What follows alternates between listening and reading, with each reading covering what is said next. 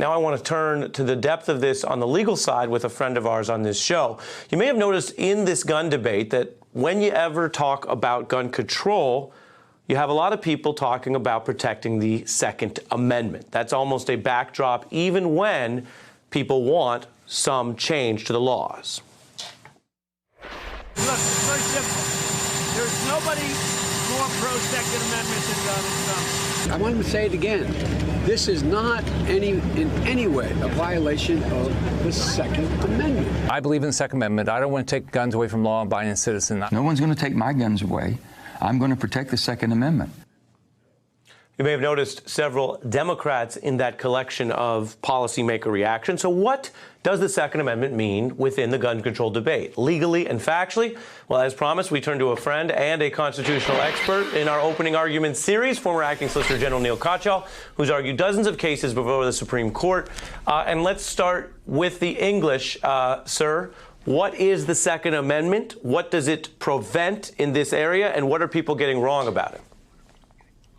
Thank you, Ari, because the reason I want to talk about this after the horrific shootings in El Paso and other places is that the Second Amendment is being used as this bogeyman. Obviously, it's been around since the Bill of Rights, but the language talks about a well-regulated militia. And really, until 2008, throughout American history, the Second Amendment has been about the rights of states to form their own militias, not about individuals like you and me to hold a handgun. But in a 5-4 decision in 2008, Justice Scalia said, the Second Amendment gives an individual like you and me a right. But the most important thing is that even Justice Scalia said it's a very limited right. The government can regulate it just as it can regulate all sorts of rights. And so Justice Scalia's opinion said you can have background checks. You can prevent the mentally ill from getting guns. You can prevent felons from getting guns. You can prevent domestic abusers from getting guns. All sorts of things like that. And also, he said, the type of guns can be restricted. So he said that the Second Amendment was about the guns that were in common use at the time. That's his language. Common use at the time. Well, what was in common use at the time? Things like muskets and the like, not grenade launchers and assault weapons and high-capacity cartridges and all the stuff that is creating murder and mayhem today. So that's the substantive piece. Now I want to ask you about the rhetorical strategic piece, which you are quite an expert at. This is the opening arguments session.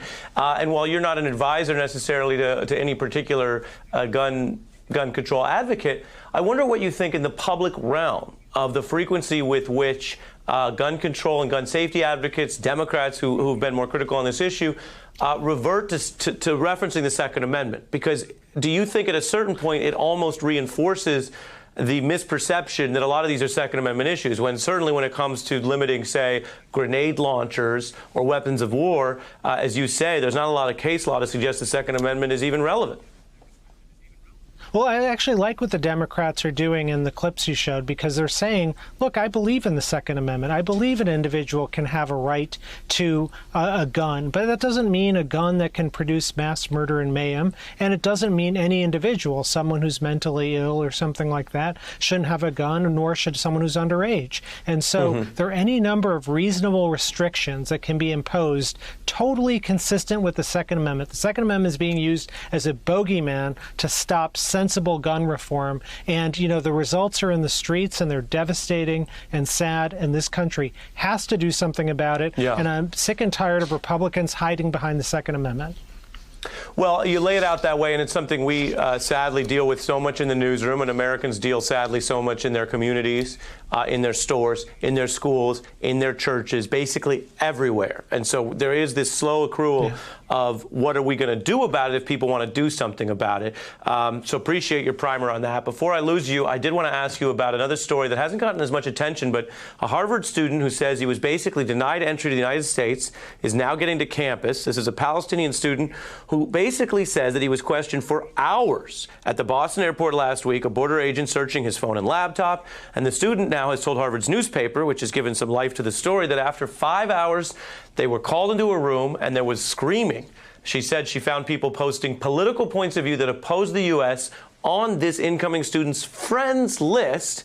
And then there was basically an officer's effort to cancel initially the student's visa.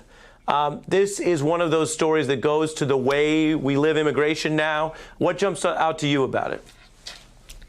So much jumps out. First of all, this is a conscious Trump policy since June to say that you have to, if you're applying for a visa anywhere in the world, you've got to submit your entire social media profile. And what the border agents did here is they said, well, this student, he didn't do anything wrong or say anything wrong, but he had some friends on Facebook or whatever that said some things that were hostile to the United States.